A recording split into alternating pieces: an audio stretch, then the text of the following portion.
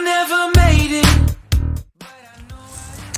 Okay, so I am standing in our study, and officially it is the first room that is completed in terms of framing, which is super exciting. Matt goes back to work in a week, I don't know, 5 days. So it's really exciting that we got this far in the time that he had off. Initially we had hoped to get to lockup, but that's not going to work now that we know the reality of what building's like.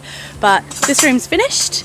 Today we had a massive working bee with friends of ours, so a big shout out to Bonnie and Dave for coming along and helping us today. They helped us finish most of the ceiling battens for the rest of the house, drill down the frame in the concrete, and which meant that Matt could make a start on the veranda, which is exciting because when the veranda goes up, the roof can go up.